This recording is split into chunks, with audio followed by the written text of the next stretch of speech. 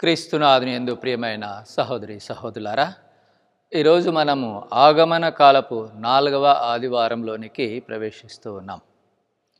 ఈనాడు మనము దూతవత్తిని వెలిగిస్తాం.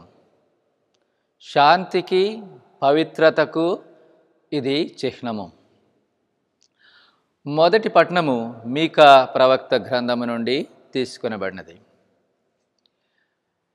మెస్సయ తన ప్రజలను రాజుగా, కాపరిగా సందర్శిస్తారని ప్రవక్త ప్రవచిస్తూ ఉన్నారు. మీకా ప్రవక్త దక్షిణ యూదాలోని మెరేషత్ అను చిన్న పట్టణ వాసి.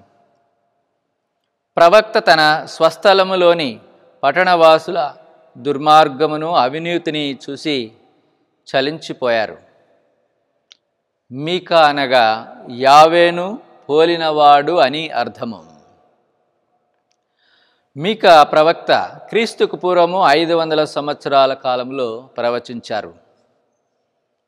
యేసుక్రీస్తు దావీదు పట్టణము అయిన బెత్లెహేములో జన్మిస్తాడని, శాంతి సామ్రాజ్యాన్ని స్థాపిస్తాడని, మనిషికి దేవునికి మధ్య ఏర్పడిన అగాధము పూడ్చి ఇద్దరికీ మధ్య సుస్థిర అనుబంధాన్ని ఏర్పరుస్తారని ప్రవచించారు.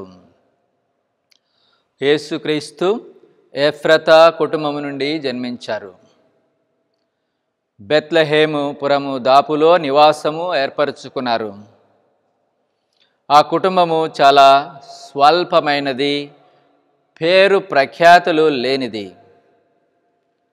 అయినప్పటికీ దేవుడు మెస్సయాను ఆ కుటుంబము నుండి ఎన్నుకున్నారు.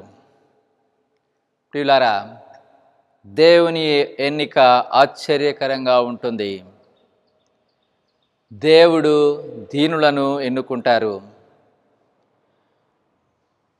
కొరింథీయులకు రాసిన మొదటి లేఖ 1వ అధ్యాయం 27వ వచనములో పునీత పౌలు వివేకవంతులు సిగ్గుపడినట్లు చేయుటకై అవివేకముగా భావింపబడు వానినే దేవుడు ఎన్నుకున్నారు అని పౌలుడు చెప్తూ ఉన్నారు.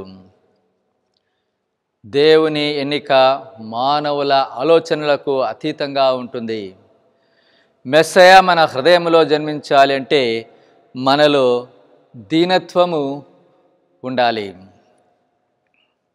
ఈనాటి సువిశేషము లూకా సువార్త నుండి గ్రహించబడినది. ఈనాటి సువిశేషములో మరియమాత ఎలిజబెత్ అమ్మను సందర్శించడమును గురించి మనము వింటాము.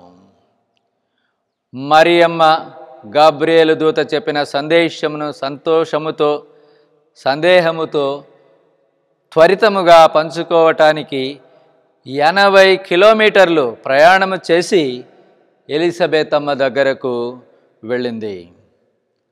ఆమెకు తోడ్పడింది. ఎలిజబెత్ అమ్మ మరియమ్మకు ధైర్యాన్ని ఇస్తుంది.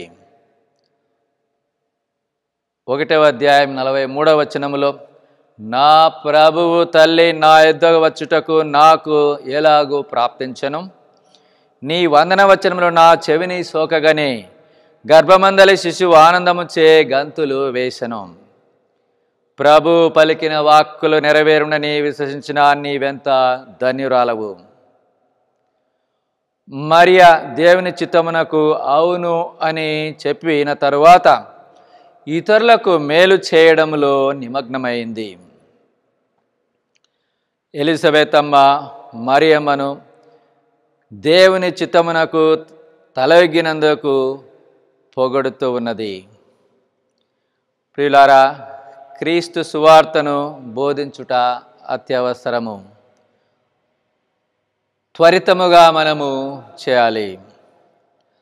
ఆ ప్రభువును బోధించటానికి, ప్రభువును గురించి సాక్ష్యం ఇవ్వటానికి ప్రతి ఒక్కరము కూడా త్వరితముగా ప్రయత్నము చేద్దాం. ఆ ప్రభువును మన జీవితంలోనికి ఆహ్వానించాలంటే దేవుని చిత్తమును అనుసరించాలి.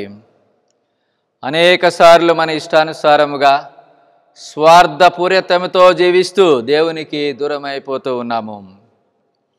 ఈ ఆగమన కాలములో మంచి కార్యములు చేస్తూ ఆ క్రీస్తు ప్రభువును జీవితంలోనికి ఆహ్వానించడానికి ప్రయత్నం చేద్దాం. హెబ్రీయులకు వ్రాసిన లేఖలో మనము ఏ విధముగా రక్షింపబడతాము అని చెప్పబడింది. దేవుడు బలులను, అర్పణలను, దహన బలులను, పాప పరిహారార్థమై అర్పణలను కోరలేదు. దేవుడు వానితో తృప్తి చెందలేదు. దేవుని చిత్తం నెరవేర్చడం ద్వారా దేవుని తృప్తి పరచగలము. క్రీస్తు ప్రభు దేవుని చిత్తానుసారముగా విధేయించి తన జీవితమును త్యాగము చేసి మానవాళిని రక్షించారు. దేవునికి ప్రీతికరమైనటువంటి జీవితం జీవిస్తూ దేవుని చిత్తానుసారముగా జీవించటానికి మనమందరము ప్రయత్నం చేద్దాం. మిమ్ములను మీ కుటుంబాలను ఆ ప్రభుయేసు దీవించుదురుగాక. ఆమేన్.